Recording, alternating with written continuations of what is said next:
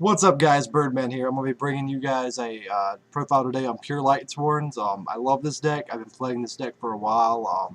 The deck's really easy to make right now with the structure deck coming out. It's really fun, really consistent. I'll explain some of the choices and combos as I go along. So, yeah, let's get down to it. So, so starting off for protection, play a Necrogardna and a Rainbow Karibo. Pretty standard stuff to keep you from getting OTK'd. I will say that when Electromagnetic Turtle comes out, I will play him over Necrogardna. He's much better than Necrogardna. But until he comes out in TCG, these are the two protections I play. 2 Dawn Knight. I love Dawn Knight. When he's milled, you can top deck a light monster from your graveyard, so it lets you stack for Wolf, Minerva, Felice.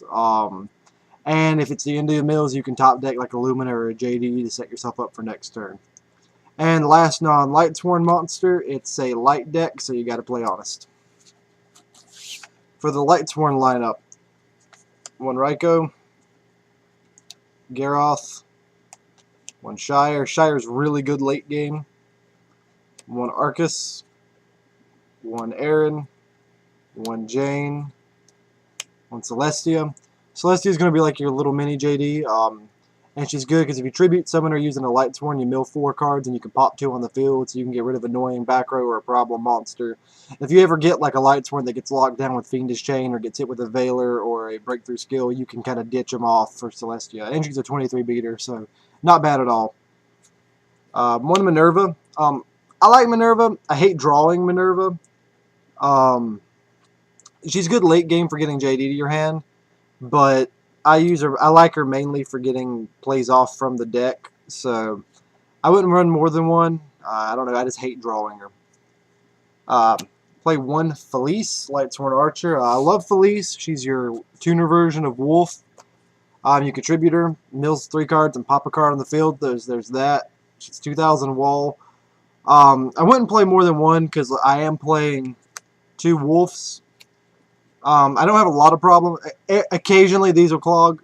Very rarely do I have it happen because with Recharge, Lumina, and Monster Reincarnation, you have so much hand control. You can ditch them when you draw them. I don't have a lot of problem. I wouldn't play more than 1. I like Wolf better than I do Felice, so that's why I play 2 of him. Other than that, some standard Lightsworn stuff, which is triple Lila. You don't play MST, plus she mills, so you can pop back row, 17 beater. Triple Lumina. Probably my favorite card in the deck. Lumina is going to set you up for your level 7 synchro plays, which is, this deck makes level 7s really fast. She's just a really good card. She helps you clean your hands out. And in combo with Raiden, which we play 3 of, you have instant level 7 plays. Even with Felice, you can just ditch her and go for it. But really, right here, this is going to be your main summon engine of the deck. Get you right into your level 7s. And, of course, if you're playing Lightsworns, you're playing them so you can drop Big Daddy JD on your opponent. Play 3 Judgment Dragons. That does it for the monster lineup. We have 28 monsters in that. For the spells, play 1 Rhoda. Rhoda is mainly going to be used to grab Raiden. If you have your Raiden play set up, you can use it to grab Aaron, Dawn Knight, and Necrogardna if you really needed it. So, Garroth, it has utilities outside of it, but the main reason you're playing this is just to get your hands on a Raiden. You really want to open up with Raiden and Lumina first turn. 1 Charge of the Light Brigade, get you your other pieces. Foolish Burial, give you an instant Wolf, Dawn Knight, or Minerva play. It's back at 1, so why not play Regeki? For the spells we play more than 1 of, we play 2 Monster Reincarnation. Card's going to give you control over your grave and help you thin out some dead hands. And triple Recharge, going to give you your draw power, help you thin out dead hands, and just pad your graveyard. Play 9 spells. For traps, we only play 4 traps. This is a 41 card deck profile. For traps, we play Breakthrough Skill, 2. Breakthrough Skill is going to give you utility even if it's been milled, so that way you don't just mill it and then have nothing to do with it. And last 2 traps, we play 2 Royal Decrees. We don't play traps. We don't want our opponent to either. Up next, onto the extra deck. For rank 3s, we play a Mech-Whipped Engineer. If you watch my X-Saber video, you know I absolutely adore this card, especially in this deck. It's light, so it's an honest target, and you can use it to protect your JDs, you can use it to protect your Michaels, or anything else you just really need to keep on board. And this thing, a lot of times if players know what it does, they'll use their breakthrough skills or Veilers on this, and a lot of times that can buy you time because they can basically blow a Veiler on this. Rank 4s, 1 Maystroke. I still don't own Castell or 101. In this deck, I normally use Karagorgon to replace it, but I'm using Maystroke, much more useful in this deck. Number 50, Black Ship, send to the grave and burn damage. Abyss Dweller, stop graveyard effects.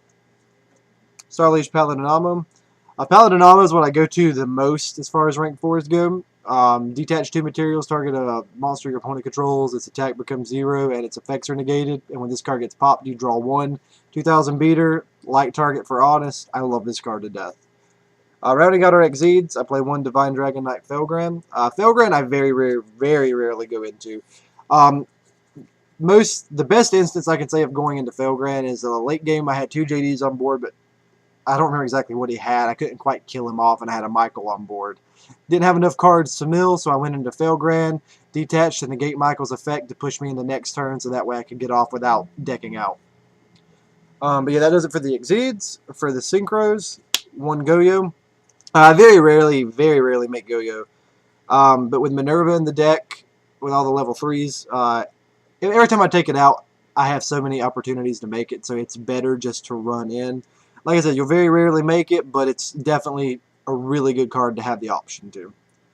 Like I said, we can make level 7s really easy, so I play 4 level 7s in this deck. Black Rose, Arcanite, 2 Michaels. Michael's really good in this deck. I play 2. He recharges, when he's sent to the graveyard, you can add any amount of Lightsworns back from your graveyard to the deck, and then you gain 300 life points for each, so he's going to keep you from decking out. And you can pay 1,000 to banish 1 card your opponent controls, which comes in handy when comboed with the Angel of Zera. He starts off at 28. For each banished card your opponent controls, he gains 100, so these guys are really good in combo together. For other level 8s, we play 1 Crimson Blader. Stop your opponent from summoning big monsters, kind of stun their plays. We play 1 Stardust Dragon. I love Stardust. If you watch my X-Saber video, you know I was talking about Stardust. A lot of things destroy right now, so Stardust can really throw a wrench into things if you can get him out early, which you can in this deck. And rounding out our extra deck with our level 10, we're playing Leo, the Keeper of the Sacred Tree. I love Leo. He's a 31 beater, 19 wall. He can only be targeted during your main phase too. So sometimes when you put Leo on board, you've got game because you could just sit on him if they have something blocking you, or you can just keep attacking over because unless they have like the Regeki, the Torrential Tribute, the Mirror Force, or the Dark Hole, sometimes it's really hard just to get around this guy. He's just so annoying to deal with. Some decks just can't deal with him. As far as my side deck goes, I don't really have one put together. Unfortunately, like most of my decks, stuff like Shadow Imprisoning Mirror is really good. For me, I have DD Crow, Prohibition, Triple Nobleman, a Crossout. And I think that's about it, actually. Oh, yeah, and I keep a Leviar sighted in case I ever hit like a Defissure or a Macro just to put in for utility. Yeah, stuff like Shadow Imprisoning Mirror, Stygian Dirge, which I actually have. I just haven't got put into this yet. Stuff like that.